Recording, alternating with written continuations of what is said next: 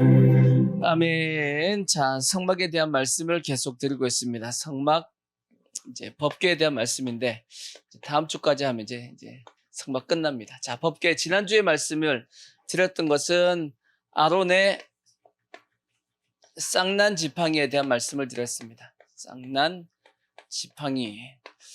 오늘은 이제 두 가지, 두 번째가 두 돌판이 있죠. 두 돌판이 있고. 세 번째, 만나가 든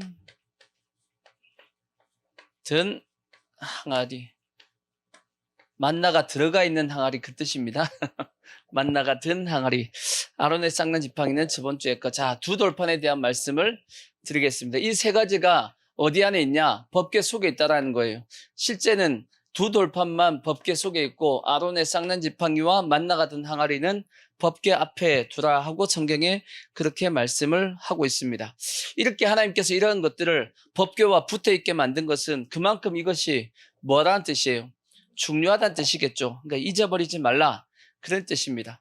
그러니까 특별히 이제 두 돌판은 법궤 속에다가 두라 그렇게 말씀했어요. 아까 읽었던 말씀 속에 그런 말씀이 있었죠. 자, 21절도 보시면 21절 보시면 속죄소를 궤 위에 얹고 내가 내게 줄 증거판을 궤 속에 넣어라 그렇게 말씀했어요. 두 돌판을 어디에다 집어넣으라고요? 하나님의 법궤 속에다가 넣어라 말씀했습니다. 그러니까 그만큼 중요한 것이고 그만큼 절대 잊어버려서는 안 된다는 뜻입니다. 특히나 이 두 돌판이 의미하는 것이 뭐겠어요? 이것은 두 돌판. 이것이 율법이고 다르게 얘기하면 하나님의 말씀이란 말이에요. 하나님의 말씀. 결국은 하나님의 말씀을 잊어버리면 어떤 일이 발생하냐? 말씀을 잊어버리면 죄를 범하게 되는 겁니다. 하와가 범죄했을 때 어떤 일이 발생했나요? 하와가 왜 범죄를 했죠? 말씀을 정확히 몰라서 그렇습니다. 분명히 아담을 통해서 하나님께서 뭐라고 말씀했냐? 이 선악과를 먹으면 정령 죽으리라, 반드시 죽으리라 하고 말씀했는데 하와는 뭐라고 생각했어요? 죽을까 하노라 그렇게 됐습니다. 그러니까 하나님의 말씀을 정확하게 알았으면 하와도 어떻게 해요? 안 먹었겠지. 근데 하나님의 말씀을 정확하게 모르다 보니까 어설프게 알다 보니까 죽을 수도 있대 라고 생각을 하다 보니까 먹어도 괜찮겠지. 왜? 먹으면 지혜롭게 할 것 같고 괜찮을 것 같아 하고 먹었더니 어떻게 됐어요? 죄가 들어오게 되었고 그걸 말미암아서 에덴 동산에서 쫓겨나게 되었고 그 다음에 여인들은 해산하는 고통이 크게 더해졌고 그러한 일들이 발생했단 말이에요. 그러니까 절대 하나님의 말씀을 뭐 하지 말라는 뜻이냐면 잊어버리지 말라, 기억하라는 말씀입니다. 그래서 성경에 제가 자주 말씀드렸듯이 신명기에 모세가 이스라엘 백성들에게 신명기가 뭔가요? 모세가 이제 죽을 때가 됐단 말이에요. 이제 하나님께서 모세는 어디에 못 들어간다 그랬냐면 가나안 땅에 못 들어간다 그랬습니다. 근데 이제 가나안 땅을 앞에 두고 모세가 세 번의 설교를 한다고. 세 번의 긴 설교를 하는데 이것은 유언 같기도 하고 이스라엘 백성들에게 당부하는 말씀이에요. 너희가 가나안 땅에 들어가면 꼭 이렇게 해야 돼 하고 당부한 말씀이 신명기인데 세 번의 설교에서 계속 반복적으로 하고 있는 말씀이 뭐냐면 잊어버리지 말라, 기억하라. 계속 그렇게 말씀하고 있는 겁니다. 자, 한 말씀만 보시면 신명기 8장 11절 보시면 여기도 그렇게 말씀하고 있어요. 내가 오늘 내게 명하는 여호와의 명령과 법도와 규례를 지키지 아니하고 내 하나님 여호와를 뭐 하지 않도록 잊어버리지 않도록 삼갈지어다. 내가 먹어서 배부르고 아름다운 집을 짓고 거주하게 되며 또 내 소와 양이 번성하며 내 은금이 증식되며 내 소유가 다 풍부하게 될 때 내 마음이 교만하여 내 하나님 여호와를 잊어버릴까 염려하노라. 여호와는 너를 애굽 땅 종되었던 집에서 이끌어내시고 너를 인도하여 그 광대하고 위험한 광야 곧 불뱀과 정갈이 있고 물이 없는 건조한 땅을 지나게 하셨으며 또 너를 위하여 단단한 반석에서 물을 내셨으며 내 조상들도 알지 못하던 만나를 광야에서 내게 먹으셨나니 이는 다 너를 낮추시며 너를 시험하사 마침내 내게 복을 주려 하심이었느니라. 그러나 내가 마음에 이르기를 내 능력과 내 손의 힘으로 내가 이 재물을 얻었다 말할 것이라. 내 하나님 여호와를 말하라, 기억하라. 계속 얘기하고 있는 게 뭐예요? 기억하라. 19절 내가 만일 내 하나님 여호와를 뭐하고 잊어버리고 하니까 뭘 섬겨요? 다른 신들을 섬겼다라고 말씀하고 있는 겁니다. 그러니까 뭐예요? 하나님의 말씀을 잊어버리면 죄를 범하게 되고, 동일하게 오늘날도 마찬가지, 우리도 하나님의 우리가 구원받은 이 은혜를 잊어버리면 죄를 범하게 된단 말이에요. 그러니까 절대 우리는 하나님의 이 말씀을 뭐 하지 말라고 잊어버리면 안 됩니다. 그래서 하나님께서 이 법궤 속에다가 뭘 주라고 말씀했냐면 두 돌판을 집어넣으라고 말씀했습니다. 근데 성경에 보면 이 돌판은 처음 돌판은 아닙니다. 성경에 보면, 그죠? 처음 돌판은 어떤 돌판이냐? 모세가 시내산에 제일 처음 올라갔단 말이에요. 올라가가지고 40일 동안 하나님하고 이제 만남을 가졌죠. 만남을 가지고 있는 중에 이스라엘 백성들이 밑에서 기다리다 보니까 40일 동안 모세가 안 내려온단 말이에요. 근데 그 시내산은 우리나라 산 같은 경우는 40일 동안 올라가 있어도 먹고 살아요. 왜요? 나는 자연인이다 해가지고 풀 뜯어 먹는다고. 우리나라 산은 산속에 들어가도 먹고 살 게 있어요. 근데 이스라엘 산은 우리나라 산처럼 이렇게 먹을 수 있는 그런 이 풀이나 이게 없는 그런 산이기 때문에 올라가면 뭐 먹을 것도 없어. 아무것도 없어. 그러니까 40일 동안 사람이 살 수가 없는 겁니다. 그러니까 밑에서 이제 보다 보니까 40일 동안 모세가 안 나타나네, 안 내려오네. 그러니까 뭐 했다고 생각하죠? 이제 죽었나 보다. 모세가 못 내려오나 보다. 하나님 앞에 만나러 올라갔다가 잘못됐나 보다 생각하고 이스라엘 백성들이 뭘 만들었냐면 금송아지를 만들었단 말이에요. 금송아지. 왜? 이제 광야까지 나왔는데 애굽까지 인도할 누가 있어야 돼요? 신이 있어야 되는데 지도자가 없고 신도 없고 하니까 이제 뭐 했냐면 금송아지를 만들어가지고 그들 섬겼단 말이에요. 그 40일이 지나고 나서 하나님 앞에 두 돌판을 가지고 내려오는 모세 앞에 뭐가 보인 거예요? 금송아지를 섬기는 이스라엘 백성들이 보인 거야. 모세가 어떻게 했겠어요? 열을 받았죠. 열 받겠어요? 안 받겠어요? 아니, 불과 40일 만에 이스라엘 백성들이 완전 타락해버린 거 아니야. 그러니까 모세가 화가 나가지고 뭐 했어요? 돌판을 집어 던져버렸단 말이에요. 그래서 돌판이 어떻게 됐어요? 깨졌단 말이에요. 깨졌다고. 왜 모세가 집어 던져버렸을까? 두 돌판을. 왜 던졌을까요? 물론 화가 나서 던졌겠지. 물론 화가 나서 그건 맞습니다. 화가 나서 던졌죠. 근데 이것도 다 이유가 있겠죠. 던졌다고. 던져서 뭐 해버렸어요? 깨뜨렸다고. 아니, 한번 생각해봐요. 하나님이 직접 쓰신 돌판이야. 귀해요, 안 귀해요? 여러분, 화난다고 던질 수 있겠어요? 여러분, 화난다고 성경책 던져봤어요? 성경책 못 던져. 그죠? 못 던진다고. 근데 모세가 두 돌판을 받고 내려오다고 화가 나니까 집어 던져버렸어. 깨뜨려 버렸다고. 왜 깨뜨렸을까? 왜 깨뜨렸을까요? 이게 이게 율법을 예표하는 거기 때문에 모세가 확실히 율법을 예표하는 이유가 뭐냐? 집어 던진 이유는 뭐냐면 이스라엘 백성 너희들은 하나님의 말씀을 받을 자격이 없다라고 생각한 거예요. 그러니까 그들을 어떻게 보면 정죄하고 심판한 모습이에요. 너희들은 하나님의 말씀을 뭘 자격이 없다? 받을 자격이 없다라는 거예요. 이게 율법의 특징입니다. 율법은 받을 자격이 없는 자는 죄의 삭은 뭐다? 사망이다. 이게 율법이야. 자격이 없으니까 받을 수가 없지. 그래서 결국은 심판을 받는다. 그것이 율법의 특징입니다. 나중에도 말씀드리겠지만 복음은 뭐냐? 복음은 거기서 더 나아가서 그럼에도 불구하고 다시금 기회를 주고 그 영혼을 살리겠다고 하는 것이 뭐냐면 그게 복음입니다. 그래서 이 땅에 누가 오셨냐면 예수님이 오신 겁니다. 이해가 되시죠? 그래서 이게 복음과 율법의 차이인데 하여튼 중요한 것은 하나님께서 모세가 던져서 깨뜨려 버렸단 말이에요. 깨뜨려 버리니까 하나님께서 이제 모세에게 다시 얘기합니다. 모세야, 모세야. 너가 처음 것과 같이 똑같은 돌판. 처음에는 내가 아예 돌판도 준비하고 글도 다 썼지만 이제는 내가 글은 써줄 텐데 돌판은 너가 깎아서 올라오라고 말씀합니다. 두 돌판은 뭐예요? 깎아서 올라오라고 얘기합니다. 쉬워요, 어려워요? 깎는 건 뭐 어렵겠어요. 깎는 게 어려운 게 아니고 뭐가 어렵겠어요? 그거 들고 올라가야 돼. 그나마 들고 내려오는 건 좀 괜찮은데 그 무거운 두 돌판을 들고 다시 어디로 올라가야 돼요? 시내산에 들고 올라가야 될 거야. 아마 모세가 시내산에서 이 두 돌판 하고 올라가면서 후회했을 거야. 아이, 괜히 던져가지고. 아, 이게 안 던질 거 그냥 놔둘 걸. 그랬을지도 몰라. 그럴 줄 모르겠는데 하여튼 다시 깎아서 올라오라고 말씀합니다. 왜 하나님께서 깎아서 올라오라 했을까요? 이것도 이유가 있겠지. 왜 깎아서 올라가야 돼요? 이것은 제일 처음 받는 은혜는 하나님이 전적으로 우리에게 은혜를 부어주시는 겁니다. 우리가 예수 믿지 않았을 때 하나님께서 우리를 거듭나게 만들 때는 우리의 심령 자체가 준비된 게 아닙니다. 그냥 하나님께서 은혜를 주셔가지고 우리가 구원이 됐단 말이에요.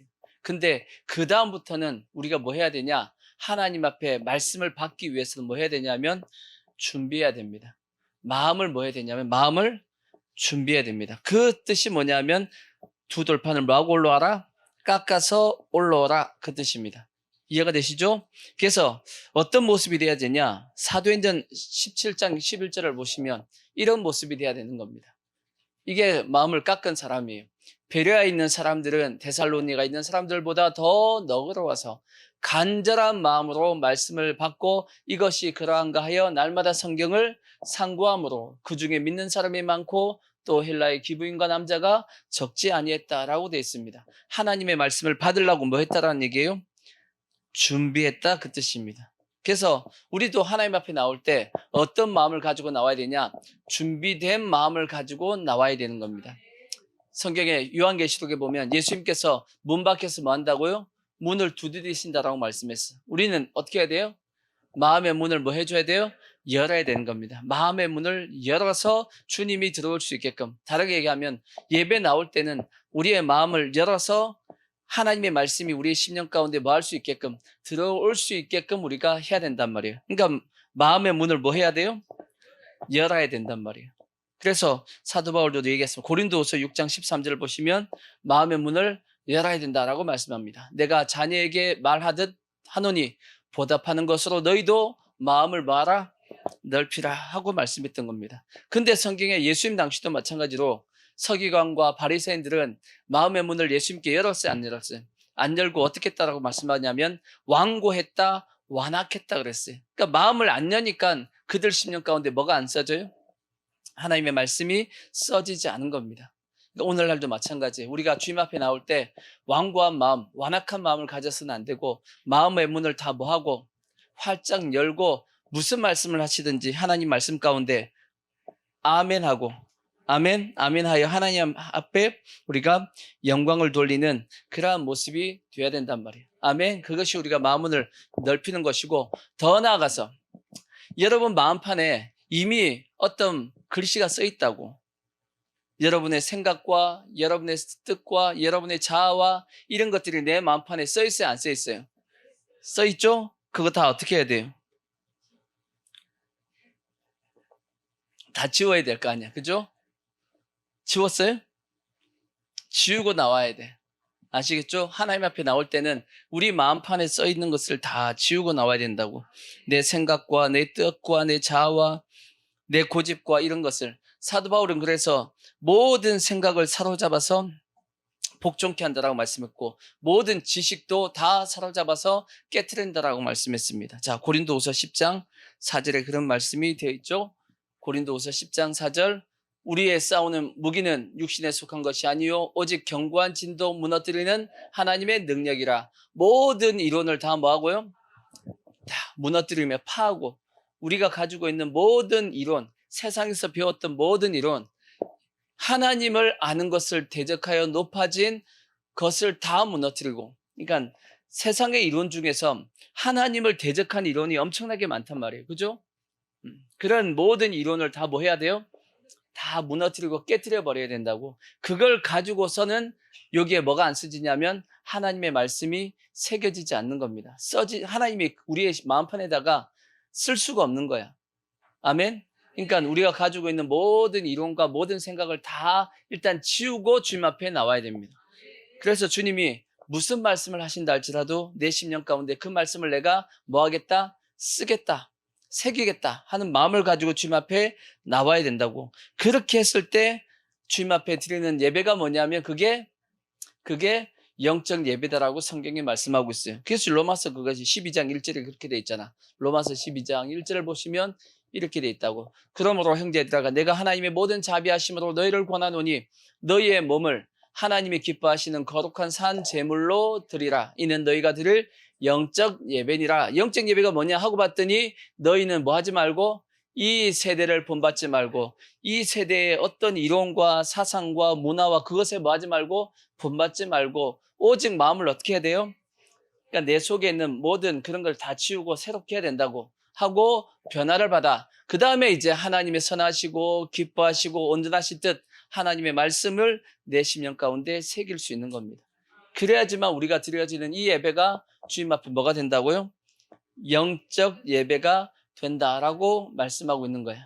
그러니까 영적 예배 드려야 될 거 아니야. 그죠? 내가 또 산 제물이 돼야 된다라고 말씀하고 있으니까 우리가 그러한 예배를 드리기 위해서는 뭐 해야 되냐면 하나님 앞에 내 마음을 하나님이 말씀이 쓰실 수 있도록 준비하고 나와야 됩니다. 그래서 우리가 예배 나오면 제일 먼저 뭐 하냐면 기도하는 거예요. 하나님 앞에 기도하고 회개해서 우리가 또 한 주간에 지었진 여러 가지 죄와 허물을 다 씻어내고 그 다음에 또 내 마음을 뭐 해보냐면 점검해 보는 겁니다. 하나님 혹시나 하나님의 뜻이 아닌 내 생각과 내 고집을 가지고 또 혹시 내가 예배 드리고 있지 않는지 하고 돌이켜보고 아멘. 그런 것이 있으면 다 주님 용서해달라 그러고 다 제가 그것을 내려놓겠습니다라고 고백하고 그 다음에 하나님 앞에 이제 예배를 드려야지만 그 예배가 하나님께서 받으실 수 있는 예배가 되는 겁니다. 아멘. 우리 모든 성도들이 다 그러한 모습이 되기를 꼭 부탁을 드리겠습니다. 아멘. 이렇게 이제 모세가 이제 두 돌판을 깎아서 하나님 앞에 올라갔단 말이에요. 올라가서 이제 또다시 40일 동안 하나님이 글씨 쓴데 좀 오래 걸려. 40일을 또 걸렸어. 40일 동안 이제 시내산에 있어서 두 번 이제 40일 금식한 겁니다. 하고 내려왔는데 성경에 보니까 모세가 내려왔는데 무슨 일이 발생했어요? 얼굴에 빛이 났습니다. 광채가 났다고. 얼굴에 이게 빛이 번쩍번쩍 났단 말이에요. 그러니까 사람들이 모세가 오는데 얼굴에서 뭐가 나요? 빛이 나니까 무서워요, 안 무서워요? 여러분도 한번 생각을 해봐. 뒤에서 막 빛이 이 얼굴에서 막 빛이 나면 무섭겠어요, 안 무섭겠어요? 어떤 느낌이 들겠어요? 왜 무서워하겠어요? 그렇죠. 그 빛 가운데 뭐가 드러나냐면 나의 어둠이 드러날까봐 무서운 거예요, 실제. 우리는 우리 속은 다 어둠이 있어요. 죄가 있다고, 숨기는 죄가 있다고. 혹시나 그 빛에 그게 드러날까봐. 동일한 겁니다. 가늠하다가 현장에서 편 그 여인을 끌고 왔을 때 예수님께서 바닥에 글을 쓰시면서 죄 없는 자가 먼저 돌로 치라 그랬잖아요. 왜 다 떠나갔어요? 뭐가 드러날까봐. 자기의 죄가 드러날까봐 다 도망간 거와 같이 그게 두려운 겁니다. 그러니까 사람들은 깨끗한 것 같아도 다 나름의 어떤 죄를 다 가지고 있다고. 그러니까 숨길 걸 잘 숨겨야 돼.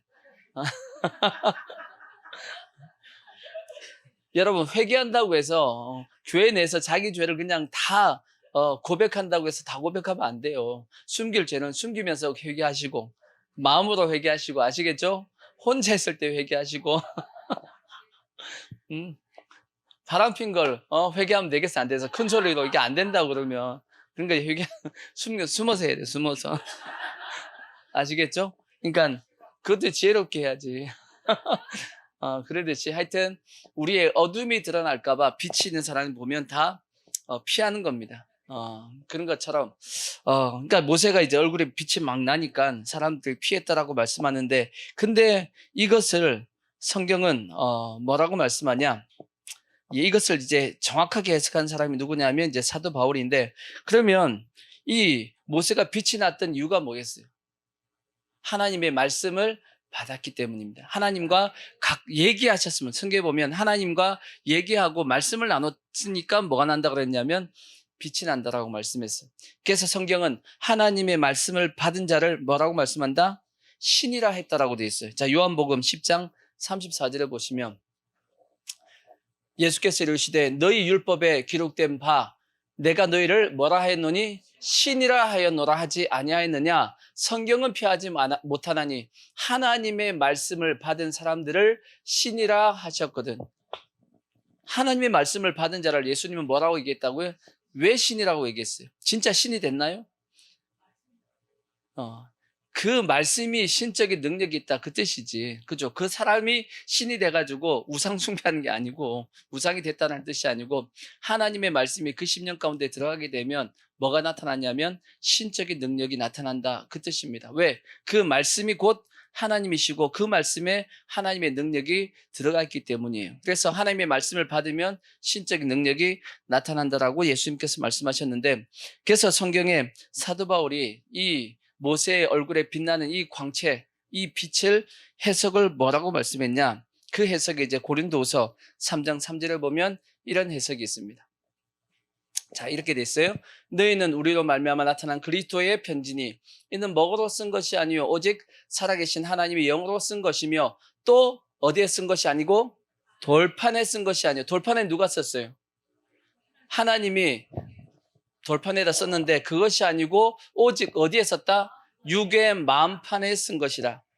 어디에 쓰는 거다? 하나님의 마음은, 하나님의 말씀은 우리의 육신의 이 마음판에 쓰는 거다 하고 말씀하고 있습니다. 넘어가서 7절을 보시면 자, 이제 설명이 됩니다. 돌에 써서 새긴 죽게 하는 율법 조문의 직분도, 돌에 써서 새긴 죽게 하는 율법의 조문이 뭐예요? 저게 구약의 아까 얘기했던 모세의 그 두 돌판에 쓴 그 율법이죠. 그 두 돌판에는 뭐가 적혀있냐면 율법 조문이 기록이 되는 거예요. 율법 조문, 10계명이 기록되어 있다고. 그 율법 조문의 직분도 뭐가 있어요? 영광이 있었어요. 그러니까 그 모세 얼굴에서 빛나는 것이 결국 뭐라는 뜻이에요? 영광이라는 거예요. 성경에 보면 영광이 다르게 뭐라고 해석되어 있냐면 빛이라고 해석되어 있어요. 빛과 영광이 같은 뜻입니다. 빛과 영광. 그래서 빛이 비치면 영광이 있다라고 얘기하잖아. 그죠?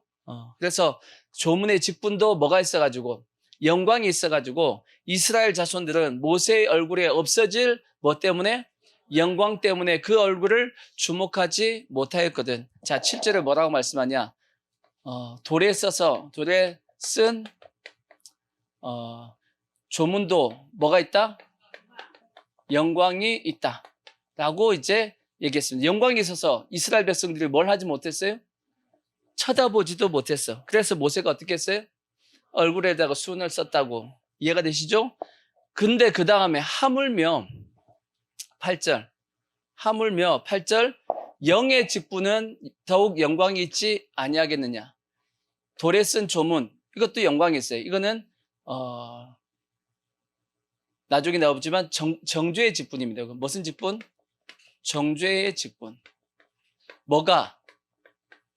돌에 쓴 그 조문, 율법은 뭐 하는 직분이다? 정죄의 직분이다. 이 직분도 뭐가 있다? 영광이 있다 라고 말씀했는데, 더 나아가서 무슨 직분은? 영의 직분. 영의 직분은 뭐냐? 우리가 가지고 있는 직분이에요. 복음의 직분은 뭐하다? 영광이 뭐하다? 더욱 뭐한다? 더욱 영광이 있지 아니하겠느냐? 정죄의 직분도 뭐가 있은즉? 영광이 있은즉 의의 직분은 더욱 영광이 넘친다 라고 말씀하고 있어요. 근데 그 다음 말씀이 중요해. 영광되었던 것이 더 큰 영광으로 말미암아 이에 영광될 것이 있으나 없으나? 없으나. 이게 뭔 뜻이에요? 처음 나오는 영광되었던 저 영광은 무슨 영광이에요?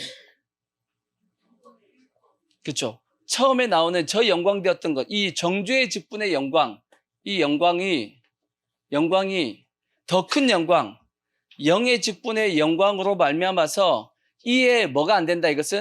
이건 뭐도 안 된다? 이게 영광도 아니다 그 뜻이에요. 영광될 것이 없으나. 뜻은 정죄의 직분의 영광은 영의 직분의 영광에 비교하면 뭐도 아니다? 이 영광도 아니다. 이게 영광도 아니다는 뜻은 결국은 뭔 뜻이에요? 이 영광이 뭐하다는 거죠? 엄청나게 크다 그 뜻입니다. 그래서 없어질 것도 영광으로 말미암아 쓴즉 길이 있을 것은 더욱 영광 가운데 있다라고 말씀합니다. 그러니까 뭔 뜻이냐? 구약의 정죄의 직분이었던 율법의 그 직분도 뭐가 있다? 영광이 있다.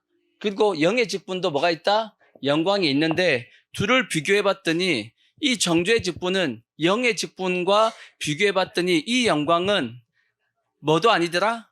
이거는 영광도 아니더라 그렇게 얘기했어요. 이것이 영광도 아니더라 하는 얘기를 보면 이 영의 직분의 영광이 뭐 하다는 거예요? 이게 엄청 차이가 크다는 뜻입니다. 이해가 되시죠? 자, 그러면 왜 정죄의 직분과 영의 직분의 영광의 차이가 클까요? 차이가 큰 이유가 뭐 뜻이에요? 차이가 큰 이유. 차이가 큰 이유가 뭐예요? 정죄의 직분은 뭐 하는 거죠? 죄를 지적하는 거죠. 너 죄 있어. 그게 정죄의 직분이야. 근데 영의 직분은 이거는 살리는 직분이기 때문에 이거는 정죄의 직분이고 이건 살리는 직분이에요. 이게 뭔 뜻이냐면 이렇게 생각하시면 돼. 정죄의 직분은 여기까지 하면 됩니다. 너 잘못했어. 너 죄 있어. 요게 정죄의 직분 다 한 겁니다. 의의 직분은, 영의 직분은 그 죄를 회개하게 만들고 그 죄를 없게끔 만들고 그 다음에 그 사람을 회개케 만들고 그 다음에 살려내야 됩니다. 구원시켜야 됩니다. 거기까지 하는 게 뭐냐면 영의 직분이요, 의의 직분이요, 복음입니다. 그러니까 차이가 클 수밖에 없지. 정죄의 직분은 뭐만 하면 되죠? 지적만 해주면 돼. 너 죄 있어 하고 지적만 해주면 돼. 근데 이 영의 직분은 살려내기까지 해야 된다고. 그러니까 힘들겠어요, 안 힘들겠어요? 당연히 힘들죠. 그죠? 우리가 자식 키우면서 느낀 게 뭐예요? 자식 키우면서 그냥 정죄만 하면 쉽지 솔직히. 근데 부모는 그게 안 된단 말이야. 어떻게 해야 돼요? 자식은 살려내야 되는 거야. 살려내야 되기 때문에 뭐 한 거죠? 힘들죠. 어떻게든지 살려내기 위해서 희생해야 되고 섬겨야 되고 어떻게든지 뭐 해야 돼요? 살려내기 위해서 애쓰고 힘쓰고 고생해요, 안 해요? 하니까 결국은 하나님이 보시기에 이 두 영광이 차이가 나겠어요, 안 나겠어요? 날 수밖에 없지. 왜? 이 영광은 이 영광에 비하면 비교도 안 될 수밖에 없습니다. 왜? 훨씬 큰 수고를 어디서 해야 돼요? 영의 직분에서 훨씬 더 큰 수고를 하기 때문이에요. 그러니까 뭘 더 주냐? 훨씬 큰 영광, 비교도 안 되는 영광을 우리에게 주신다라고 말씀하고 있는 거예요. 아멘? 근데 우리가 보자. 우리는 그럼 정죄의 직분을 가지고 있어요? 아니면 영의 직분을 가지고 있어요? 영의 직분을 우리가 가지고 있어요? 근데 영의 직분을 일을 하고 있어요? 정죄의 직분을 일을 하고 있어요?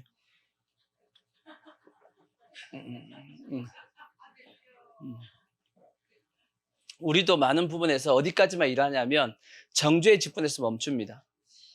많은 부분에서 정죄의 직분에서 스탑시켜버려요. 그러니까 내 할 일을 다 했다라고 생각을 해. 정죄의 직분에서 끝냈다고. 내가 지적했잖아. 너 잘못했다고 내가 얘기했잖아. 거기서 끝나면 안 되고 그 잘못하는 것을 어떻게든지 붙잡아가지고 괜찮은 하나님의 사람으로 만들어 가야 되는 겁니다. 그것까지 해야 되니까 얼마나 힘들겠냐고. 그러니까 뭐가 많이 찾아와요? 이 영광의 직분에는 고난이 많아요. 고난이 많을 수밖에 없어. 그러니까 이 고난으로 말미암아서 나중에 뭐가 와요? 영광이 오는 겁니다. 현재의 고난은 장차 우리가 받을 영광에 좋게 비교할 수가 없다. 근데 하나님께서 얘기하길, 사도 바울이 얘기하길, 우리가 받는 이 직분을 감당하기 위해서 받는 이 고난은 나중에 하나님 앞에 우리가 받을 영광하고 또 비교해보면 비교도 안 될 만큼 하나님께서 그 고난에 대해서 많은 영광을 주시겠다라는 거예요. 왜 주겠다라는 거예요? 이유는 뭐 했기 때문이에요? 영혼을 살렸단 말이에요. 영혼을 살렸기 때문이야. 영혼을 구원했기 때문이야. 그죠? 한 영혼이 얼마나 귀해요? 천하보다 귀한 그 영혼을 뭐 한 거예요? 살렸단 말이야. 그 영혼을 살리기 위해서 뭘 당한 거예요? 고난을 당한 거야. 그러니까 하나님께서 보시기에 이쁘겠어, 안 이쁘겠어? 이쁘지. 영광을 줄만 해요, 안 줄만 해요? 줄만 하지. 그게 주는 거야. 하나님께 주는데 우리가 받은 고난에 비해서 비교할 수 없을 만큼의 영광도 또 뭐 하시겠다? 주겠다라고 그렇게 말씀하고 있다고. 아멘. 그러니까 우리가 받은 이 영의 직분, 살리는 직분이 얼마나 귀중하다라는 것을, 크다라는 것을 우리가 알아야 되는데, 문제는 뭐냐면 여전히 오늘날도 이스라엘 백성들이 여전히 그 얼굴에 뭘 쓴 것처럼 수건을 들어 쓴 것처럼 수건을 쓰고 보니까 보여요, 안 보여요? 안 보이는 것처럼 오늘날도 성도들이 뭘 못 보고 있냐면 이 영의 직분의 이 영광을 뭐 하고 있냐면 못 보고 있는 겁니다. 못 보고 있으니까 우리가 받은 직분에 대해서 어떻게 하냐면 그렇게 크게 생각을 안 하는 겁니다. 이해가 되시죠?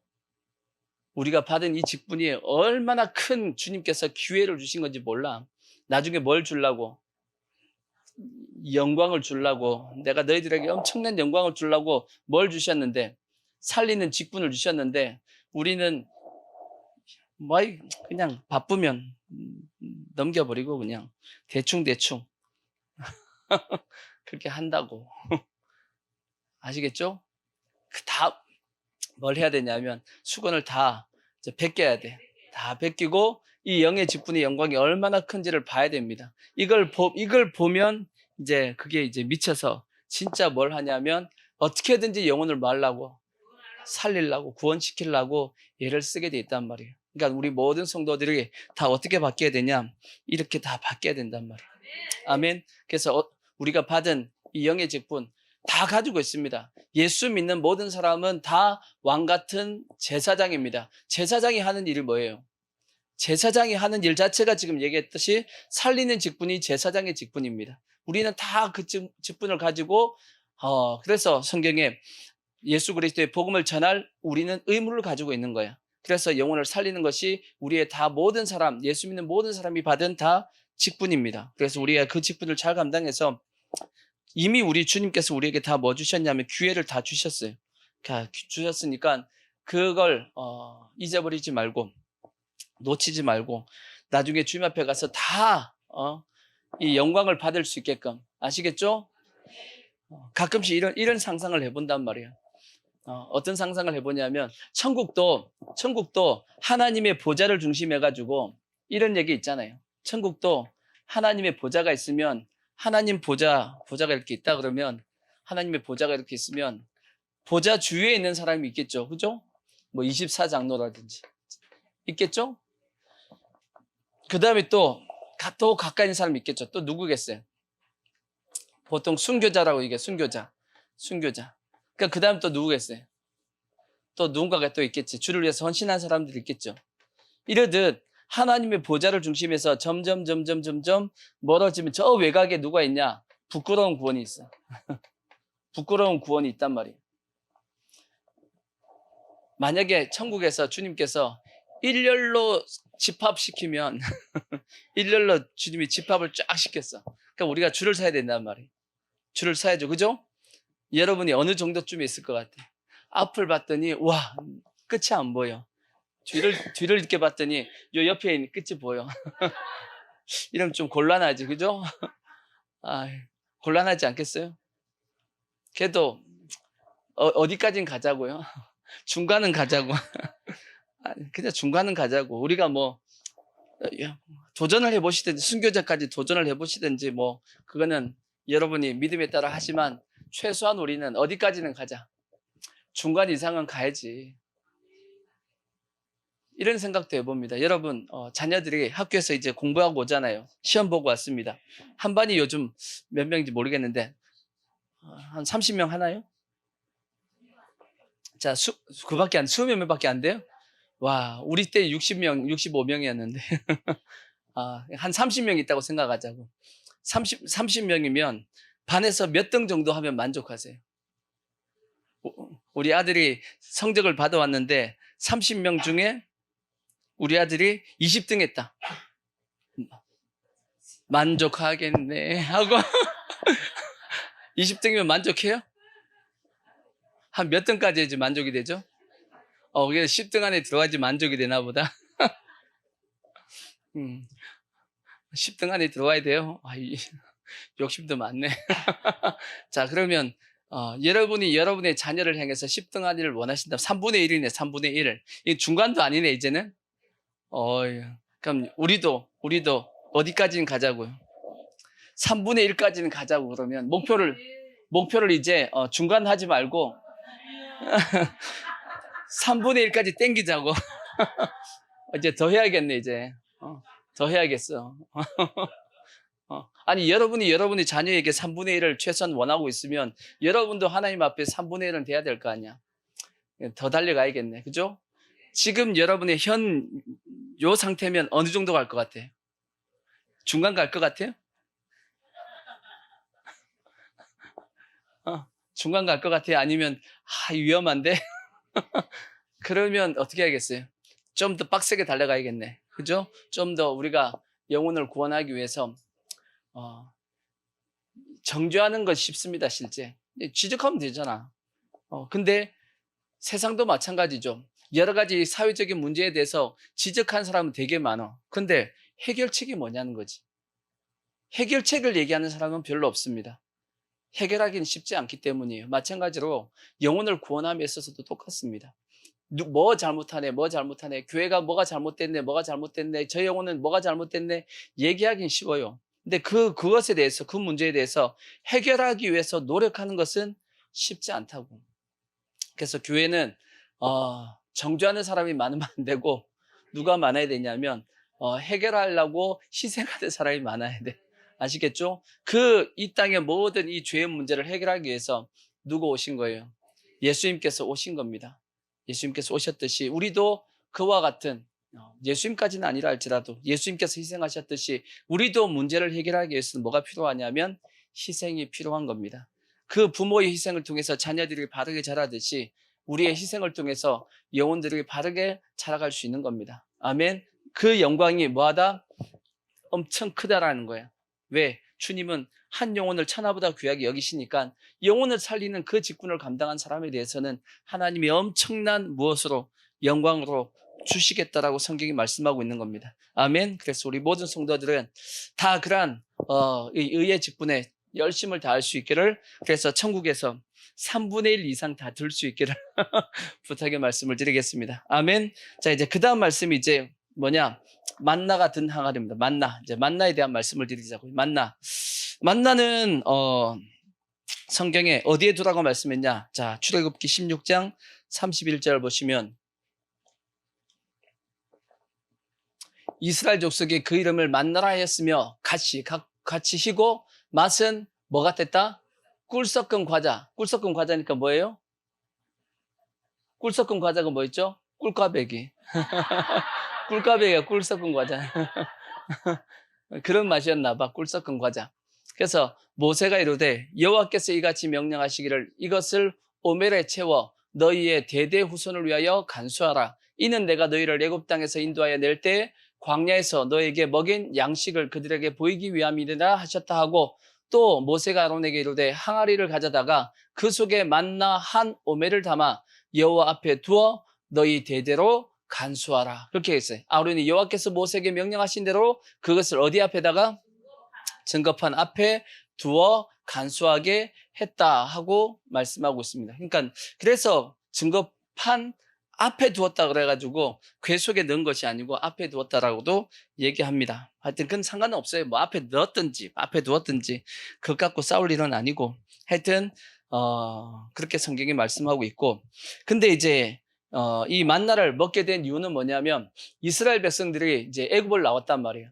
애굽을 나온 그날 6월절 그날을 해의 첫 달이 되게 하고라고 말씀했습니다. 그러고 나서 이제 6월절을 지나고 이제 출애굽을 했는데 애굽을 나온 지 이제 약 한 달 좀 넘었단 말이에요. 한 달 반쯤 됐습니다. 그러니까 애굽에서 가지고 나온 모든 식량이 다 어떻게 되겠어요?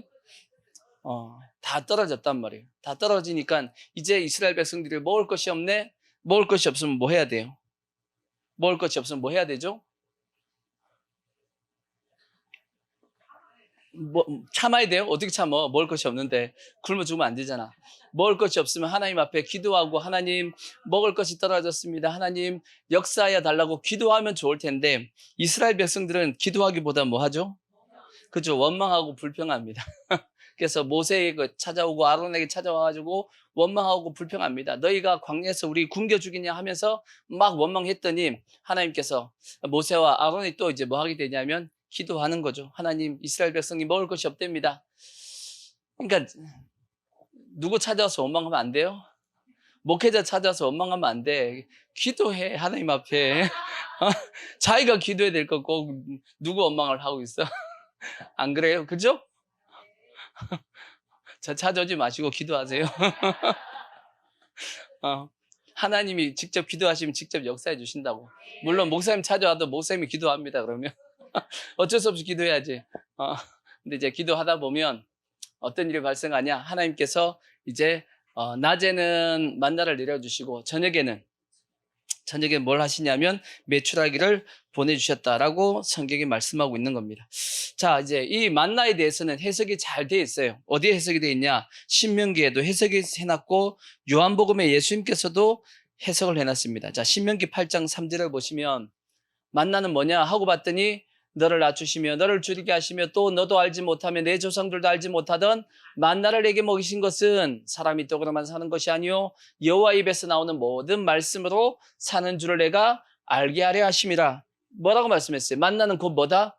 하나님의 말씀이다. 그 밑에 16절도 보시면 16절 보시면 내 조상들도 알지 못하던 만나를 광야에서 내게 먹이셨나니 이는 다 너를 낮추시며 너를 시험하사 마침내 내게 복을 주기 위해서 만나를 먹이게 하셨다라고 말씀합니다. 요한복음 6장 48절을 보시면 예수님은 또 뭐라고 말씀했냐? 내가 곧 생명의 떡이다. 너희 조상들은 광야에서 만나를 먹었어도 죽었거니와 이는 하늘에서 내려오는 떡이니 사람으로 하여금 먹고 죽지 아니하게 하는 것이니라. 나는 하늘에서 내려온 살아있는 떡이니 사람이 이 떡을 먹으면 영생하리라. 내가 줄 떡은 곧 세상의 생명을 위한 내 살이다 라고 말씀했고, 그리고 나서 63절 뒤에 보시면 그것을 해석하길 살리는 것은 뭐니?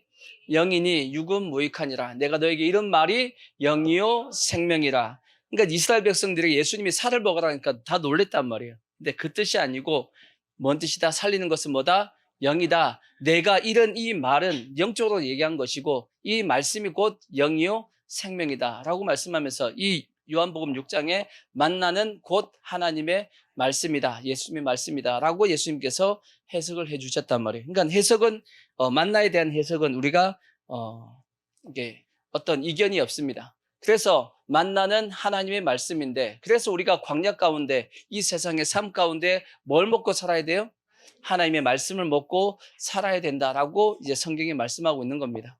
이제 만나를 먹고 우리가 이스라엘 백성이 40년 동안 광야에서 만나를 먹고 살았듯이 동일하게 이 광야 같은 세상에서 우리는 만나와 같은 하나님의 말씀을 먹고 살 수 있는 겁니다. 그래서 사람이 떡으로만 사는 것이 아니고 밥으로만 사는 것이 아니고 하나님의 입에서 나오는 모든 말씀으로 사는 거다 하고 말씀을 하셨습니다. 아멘.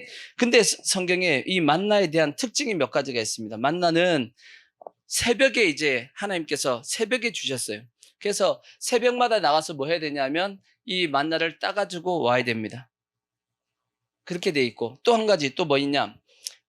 새벽에 만나를 따되 얼만큼 따야 되냐면 먹을 만큼만 따야 됩니다. 남겨두면 썩습니다. 썩어서 먹을 수 없게 되고 또 그 다음에 6일째 된 며칠분을 따요? 이틀분을 따게 되고 근데 이틀분 땄음에도 그 다음 날까지 썩지 않았습니다. 이러한 특징을 만나는 가지고 있었듯이 그럼 이런 특징은 뭐냐? 첫 번째, 만나는 매일 따야 됩니다. 만나는 매일 아침이든 새벽에 뭐 해야 되냐면 따야 됩니다. 따야 한다. 왜 매일 따야 하나요? 이건 뭔 뜻일까? 말씀은 맨날 먹어야 된다.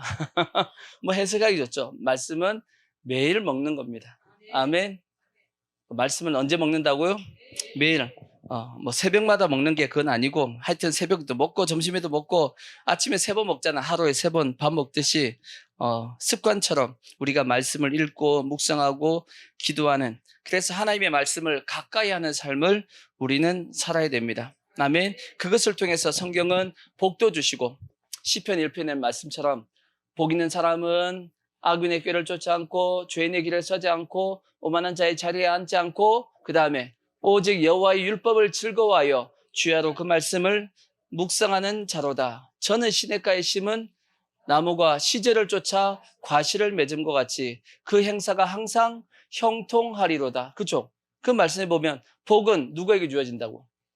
하나님의 말씀을 가까이 하는 사람이고 그 형통한 삶을 누가 얻는다? 하나님의 말씀을 따라 살아가는 사람. 여호수아서 1장에도 동일하게 말씀하고 있고 형통하고 평탄하기 위해서 그런 삶을 하나님께서 뭐 해주시겠다고 말씀했냐면 함께 해주시겠다라고도 말씀합니다. 그러니까 복을 받겠어요, 안 받겠어요? 당연히 받는 거죠. 그러니까 아침마다 따야 한다는 것은 이견이 없이 쉽게 해석할 수 있습니다. 하여튼 하나님 말씀을 뭐 하자? 가까이 하고 우리가 보고 읽고 할 수 있는 모습이 되기를 바랍니다. 그 다음 두 번째, 먹을 만큼만 따야 한다는 거지. 먹을 만큼만 따라하는 것은 또 해석을 쉽게 할 수 있는데 먹을 만큼이 얼마냐? 한 사람당 얼마씩? 한 오멜 돼서 한 오멜이 얼마인가 하고 봤더니 약 2.24리터입니다. 우리 저번에 저기 진설병 할 때 했죠? 한 에바가 뭐냐면 10오멜이 한 에바입니다. 그런 말씀을 드렸는데 한 오멜이 뭐냐면 약 2.24리터. 약 2.24리터. 요게 하루에 우리가 만나를 가지고 먹을 수 있는 한 사람의 식량분이 저 정도 된다는 겁니다. 자, 하루 식량인데 이것은 요만큼만 따라하는 거야. 더 많이 따면 남겨도 더 많이 따가지고 남겨두면 안 되는 거지. 그 대신 난 좀 많이 먹겠다 싶어서 좀 더 따는 건 괜찮아요. 먹을 만큼만 따라하는 거지. 나는 많이 안 먹어. 난 밥을 조금밖에 안 먹으니까 조금만 따. 그만큼 먹으면 됩니다. 그러니까 그날 먹을 만큼만 그날 따면 됩니다. 그것은 결국 뭐 하지 말라는 뜻이냐면 욕심내지 말라는 거지. 그죠? 욕심내지 말라는 뜻입니다. 먹을 만큼만 따라하는 걸 보면. 그래서 성경에 보면 욕심이 잉태한 지 뭐 한다고요? 죄를 낳고 죄가 장성하면 사명을 낳는다라고 말씀을 하고 있듯이 거의 대다수의 모든 문제는 욕심 때문입니다. 제가 예전에 이런 말씀을 자주 드렸는데 사람이 빨리 망하는 방법은 딱 두 가지가 있습니다. 하나가 뭐냐면 욕심, 또 하나는 뭐냐면 교만. 교만과 욕심은 즉각 망합니다. 그러니까 절대 욕심 부리지 말고 절대 교만해서는 안 됩니다. 그러니까 욕심 부리지 않기 위해서는 뭐 해야 되냐면 절제하셔야 돼. 스탑 기능이 있어야 돼. 멈춤 기능이 있어야 됩니다. 여기까지. 예전에 텔레토비 할 때 보면 애들한테 뭐라 그래요? 이제 그만. 애들 키울 때 한참 요셉의 이름이가 클 때 그때가 텔레토비가 유행할 때였습니다. 어쩔 수 없어. 나도 봐야 돼. 텔레토비를 시청할 수밖에 없어. 똑같은 거 두 번 해. 얼마나 지겨운지. 주희 아버지 텔레토비 기억나죠? 똑같은 거 두 번 해줍니다. 근데 애들은 그 똑같은 걸 보면서도 새롭다고 좋아해. 근데 어른들이 보면 저게 무슨 재미인가 싶은데 애들은 엄청나게 좋아했던 것이 그 텔레토비인데 텔레토비가 끝날 때 어떻게 끝내요? 이제 그만하고 끝내요. 절제하라고. 애들이 뭐가 잘 안 돼요? 절제가 잘 안 되니까 애들한테 그걸 가르치는 거예요. 이제 그만. 이제 그만. 그러니까 우리도 마찬가지입니다. 절제할 수 있는, 이제 그만할 수 있는 우리가 그러한 모습이 돼야지만 되는 거지. 그러니까 좋은 것도 과하면 문제가 생기는 겁니다. 그러니까 밥 먹는 것도 어떻게 먹어야 돼요? 적당하게 먹어야지. 근데 뭐 하면 안 되죠? 과식. 많이 먹으면 안 돼요. 많이 먹으면. 그러니까 그 이왕조 교수님 그 얘기를 하더만 이 먹는 것 고기 먹든지 야채 먹든지 상관없답니다. 골고루 다 먹는 게 그냥 다 좋답니다. 뭐 요즘 사람들이 자꾸 이 채소가 좋다고 채소를 많이 먹는데 채소가 좋아서 그게 아니랍니다. 그게 채소가 몸에 좋아서 채소를 먹으라는 게 아니고 왜 채소를 먹으면 몸이 좋아지냐 이유를 그분은 뭐라고 말씀하냐면 채소는 절대 뭐가 안 되냐면 과식이 안 된답니다. 채소 먹는 사람은 과식을 못 한대. 왜? 맛이 없어가지고. 그분이 맛이 없어서 과식을 못 한답니다. 근데 고기 먹는 사람은 뭘 하냐면 과식을 하거든. 그래서 고기가 나쁜 거지 고기를 먹는 것 자체가 나쁜 것이 아니고 고기를 과식하기 때문에 나쁜 거래. 그러니까 먹는 것을 적당히 먹으면 다 좋답니다. 그러니까 골고루 다 잘 드시기 바라는데 뭔 하면 안 돼요? 과식을 하면 안 됩니다. 과식하면 어떻게 되냐? 이렇게 배가 나와요. 이렇게. 이렇게 배가 나온다고 이렇게 과식하면 안 되고, 또 이런 게 있죠. 또 과속. 운전도 어떻게 하면 안 돼요? 과속하면 안 되고. 이게 다 적당한 속도를 유지해야지만 안전한 건데 속도를 많이 내니까. 또 비슷한 게 과적. 과적이 뭐예요? 많이 실어가지고 적당하게 실어서 가야지 너무 많이 실으니까 위험하게 만들고, 또 과로, 그런 것도 있죠. 과로. 사람들은 적당한 피로감은 필요합니다. 적당한 피로감이 있어야 돼. 그래야지만 잠도 잘 오고 운동도 했기 때문에 운동도 되어지고 해서 몸이 건강한데, 너무 또 안 피곤해도 그건 문제고, 또 너무 과로가 되어도 몸을 해치는 겁니다. 그러니까 적당하게 피곤해야 되듯이 과로하면 안 되고. 또 비슷한 게 또 뭐 있나? 과음. 이거는 아예 입에 대면 안 돼. 과음은 세상이고 교회는 술 마시면 안 돼요. 어, 어, 또 과욕, 과욕. 욕심이 전혀 필요 없냐? 아니에요. 욕심도 기본적인 인간의 욕심이 있어야 됩니다. 더 잘 살고자 하는 그 삶의 욕구는 누구나 다 있어야 되는 거예요. 그것이 우리가 지금 싸우고 있는 자유시장 경제의 근간입니다.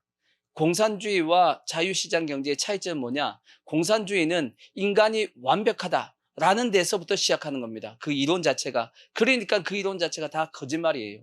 안 될 수밖에 없어. 왜? 이론 자체의 시작이 기본적인 바탕 자체가 잘못됐기 때문이에요. 왜? 인간은 완벽해요? 완벽하지 않다고. 인간은 다 연약하고 욕심을 가지고 있다고. 그러니까 자유시장 경제는 자기가 어느 정도 욕심을 가지고 더 열심히 하면 더 많이 벌고 더 잘 살 수 있는 것이고, 자기가 게을러 가지고 일 안 하면 가난하게 되는 건 당연한 겁니다. 이것이 공산주의와 자유 시장 경제 차이의 그 이론의 근간의 시작입니다. 그래서 욕심도 기본적인 우리가 적은 어떻게 보면 절제할 수 있는 욕심은 필요합니다. 근데 이것이 욕심이 과해지면 안 돼. 아시겠죠? 과해지면 그다음부터 이제 문제가 생기는 겁니다. 하여튼 그래서 모든 문제는 다 어디서부터 시작하냐면 욕심으로부터 많이 시작하기 때문에 우리는 모든 일을 뭐 해야 된다라고 말씀하냐면 절제해야 된다라고. 이기기를 다투는 자마다. 그러니까 성경에 보면, 자, 고린도전서 9장 25절을 보시면, 9장 25절 보면 그렇게 돼 있죠? 이기기를 다투는 자마다. 자, 24절부터 보시면, 자, 운동장에서 다름질하는 자들이 다 달릴지라도 오직 상 받는 사람은 한 사람인 줄을 알지 못하느냐. 그죠?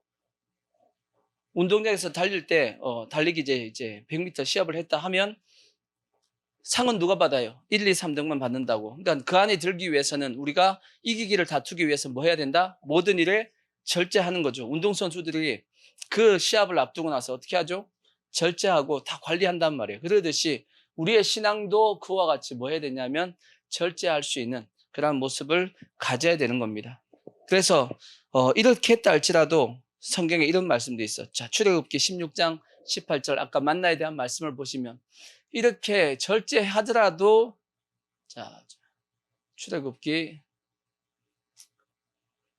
16장 18절을 보시면 오멜로 되어 본즉 많이 거둔 자도 뭐가 없고 남음이 없고 적게 거둔 자도 부족함이 없이 각 사람은 먹을 만큼만 거두었더라. 절제하더라도 부족하지 않다라는 거예요. 실제 하나님이 우리가 절제하고 산다 할지라도 만족하며 살 수 있게끔 해 주신다라고 말씀하고 있으니까 우리가 그걸 믿고 우리 욕심 부리지 말자고요. 아멘. 그 다음에 이제 또 이 먹을 만큼만 먹으라는 것은 그 다음 뭔 뜻이냐면 믿음의 분량이 있다는 뜻이에요. 믿음의 분량. 뭐가 있다? 분량이 있다. 우리의 삶 가운데 분량이 있다는 거지. 분량이 있기 때문에 믿음이 연약한 사람은 뭘 먹어야 되냐면 젖을 먹는 겁니다. 그죠?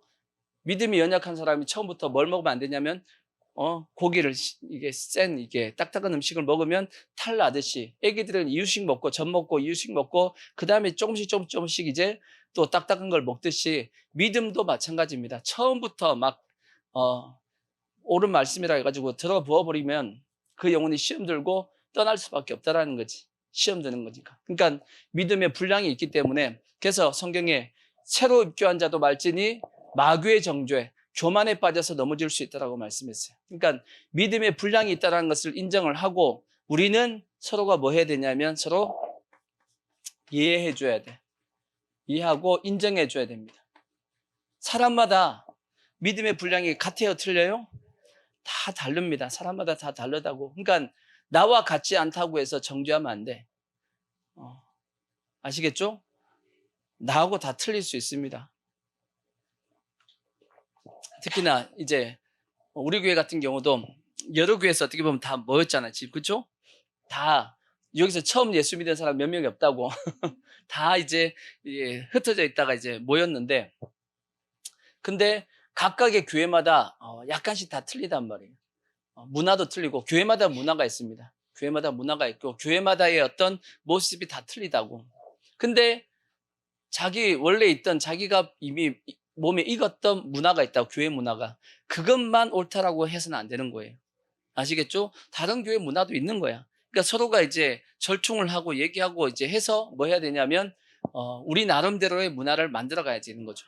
아시겠죠? 그렇게 돼야지만 바르게 가는 거지. 내가 예전에 이렇게 했으니까 이대로 해야 돼라고 해버리면 그게 이제 충돌이 일어나고 싸움이 일어나고 분쟁이 나는 겁니다. 아시겠죠? 그러니까 서로 뭐 해야 되냐?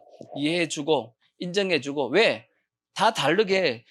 마찬가지죠. 부부싸움 왜 해요? 애들 나중에 이제 결혼해가지고 부부싸움 하는 이유가 뭐예요? 가정마다 문화가 다 틀리다고. 같아요? 틀려요? 틀리다고. 예전에 그런 얘기 있었잖아요. 왜 싸웠냐? 왜 이혼한다고? 신혼여행 갔다 와서 이혼한다고 이제 법원에 왔어요. 왜 싸우냐고, 왜 이혼하려고 하냐고 물어봤더니 이유가 뭐였어요? 시작이? 치약이었어, 치약. 치약을 밑에서부터 짜는 집이 있었고, 어떤 집은 중간에서부터 푹 짜는 집이 있단 말이야. 그러니까 서로가 그게 안 맞아서 처음부터 싸우기 시작한 거야. 그게 싸울 일이에요? 그게 싸울 일이냐고, 그게. 중간에서 푹 짤 수도 있지. 아니, 뒤에서 짜도 되는 것이고, 그게 뭘 싸울 일이냐고. 알겠죠? 교회도 다 그렇게 하고 있는 거예요. 왜 중간부터 짜는 거야? 그게 얼마나, 밑에서부터 짰고 올라가야지. 이게, 이렇게 하면 안 된다고. 그러니까, 다 틀리니까 이해하고 인정하고, 아멘? 그렇게 해야지만 우리가, 바른 교회의 모습을 갖춰갈 수 있습니다. 그 다음에 또 성경에 보면, 시간이 없으니까, 남김없이 먹으라 했어요. 남김없이. 남김없이 먹어야 됩니다. 이게 뭔 뜻이냐? 하나님의, 그러니까, 왜 남겼을까부터 생각해보죠. 왜 남겼죠? 왜 남겼을까? 많이 가져가서 남겼을까? 배불러서 남겼을까? 입맛이 없어서 남겼을까? 주의 아버지. 제일 처음에 남겼어요. 나중에는 안 남겼어. 제일 처음에 남겼어요. 모르고 남겼을까? 맛이 아직까지 익숙하지 않아가지고 내가 원하는 답이 안 나와. 예? 그치. 역시. 내일을 못 믿는 거야. 내일을 못 믿는 거야. 오늘은 만나가 왔는데 내일은 혹시 만나가 안 오면 어떡하지? 그러니까 뭐 한 거죠? 내일 먹을 것까지 준비하는 겁니다. 이해가 되시죠? 남김없이 먹으라 그랬더니 남겨둡니다. 언제 먹으려고? 내일 먹으려고. 누구 같아요?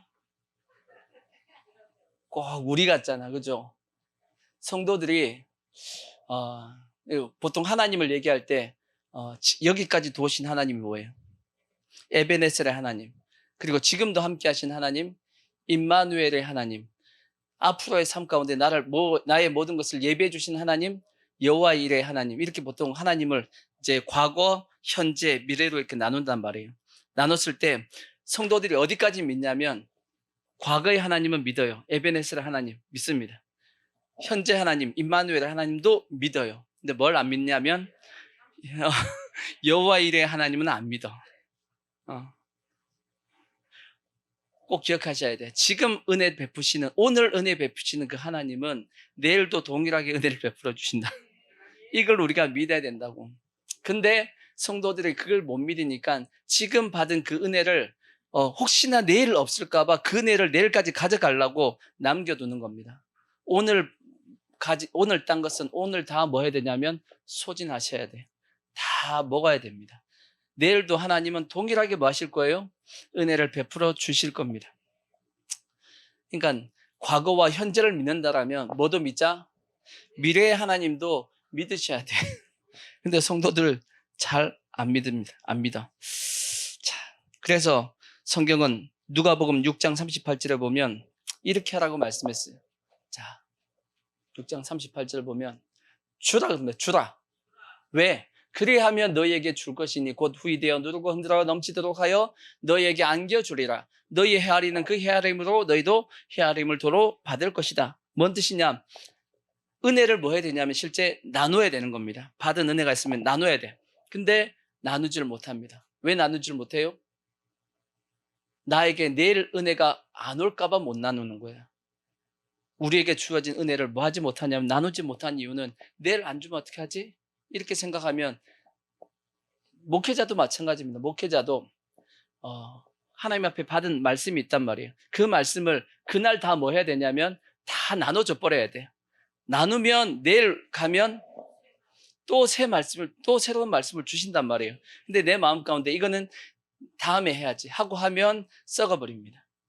그러니까 계속 새로운 말씀을 이렇게 받기 위해서는 계속 뭐 해버리면 되냐면 계속 쏟아내버리면 돼. 하나님의 받은 은혜를 계속 쏟아내버리면 계속 새로운 것이 계속 들어옵니다. 근데 그걸 하지 않고 그 말씀 붙잡고 계속 가려고 그러면 그 다음날 가면 그 말씀은 썩어 있습니다. 새로운 말씀은 오지 않는단 말이에요. 은혜도 그렇고 말씀도 그렇고 물질도 마찬가지입니다. 성경이 다 그렇게 말씀하고 있어. 내 삶 가운데 그래서 하나님 앞에 받은 은혜에 대해서는 계속 뭐 하셔야 되냐면 나누셔야 됩니다. 흘려보내야 됩니다. 흘려보낼 때 새로운 것이 계속 이어져 오는 것입니다. 내가 그걸 담아두고 내가 탁 놔두면 어떻게 된다? 썩는다라는 거지. 그러니까 고인 물은 뭐 하냐면 썩는 겁니다. 흘러가는 물은 절대 썩지 않는다라고 얘기하듯이 하나님의 은혜도 동일한 겁니다. 그래서 남김없이 다 뭐 해야 되냐면 먹어야 된다라고 말씀하고 있는데 그것은 결국 뭐 하지 못하기 때문에 남겨뒀냐? 하나님을 안 믿어서, 못 믿어서. 어느 하나님을? 내일의 하나님을 못 믿어서 그래요. 여호와 일의 하나님을 못 믿어서 그렇습니다. 또 하나 남김없이 다 먹으라는 뜻은 뭐냐면 하나님의 말씀을 받은 대로 뭐 해야 되냐면 순종하라는 뜻입니다. 말씀을 받고 말씀을 먹었는데 말씀을 순종하지 않고 그냥 담아두고 있다라면 그 속에서 결국은 또 뭐하냐? 썩습니다. 받은 말씀은 뭐 해야 돼요? 순종해야 됩니다. 그래서 마치 반석 위에 지어진 집과 같이 순종을 해야 되는 겁니다. 아멘. 이렇게도 한번 생각해 보십시오.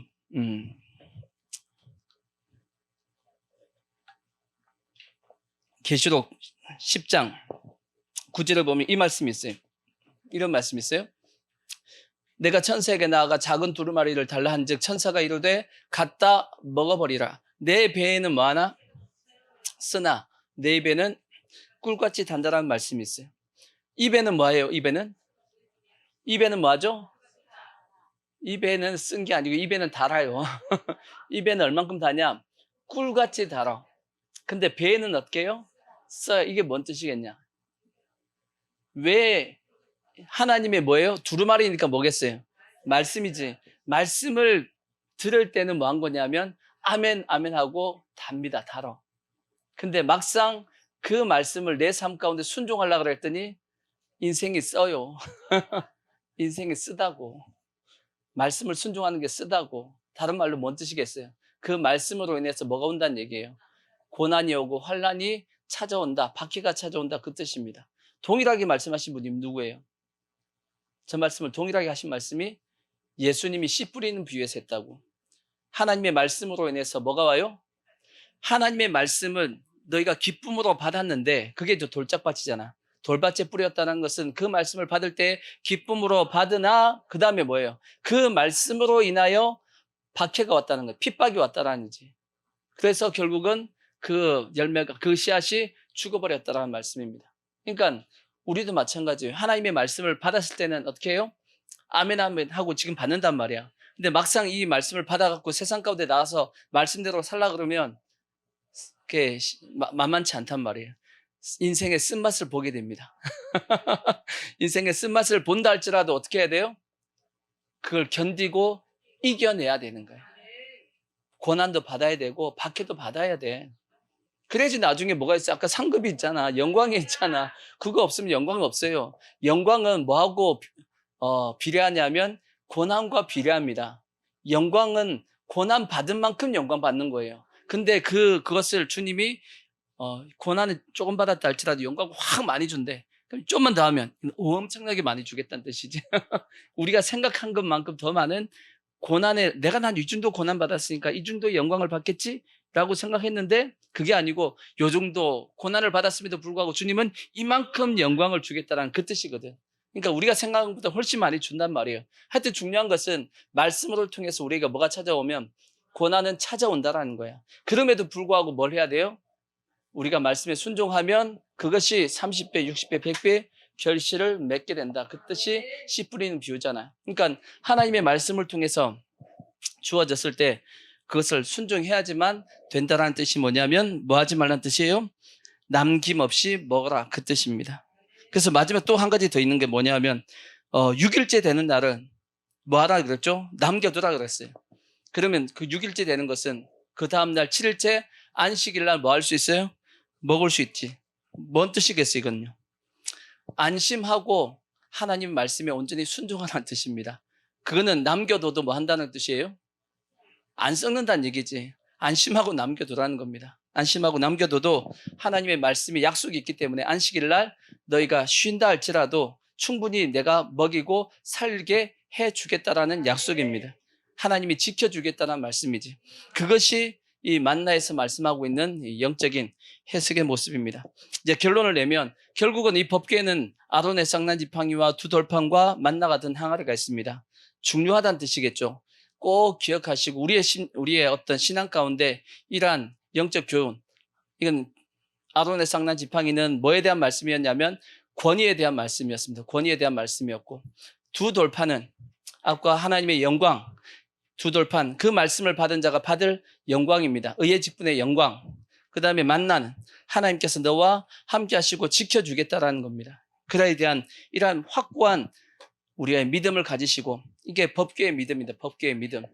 이 법궤의 믿음을 가져서 우리의 신앙 가운데 어떻게 보면 더 깊은 신앙으로 나아갈 수 있는, 그리고 이제 다음 주는 뭐 할 거냐면 아직 중간중간에 빠진 말씀들이 있습니다. 빠진 이 성막과 관련되어 있는 또 다른 여러 가지 사건과 이야기들이 있는데 그 부분에 대해서 말씀을 나누겠습니다. 우리 모든 성도들이 더욱더 깊은 신앙 가운데 주님 앞에 쓰임받는 신앙의 모습이 되기를 부탁의 말씀을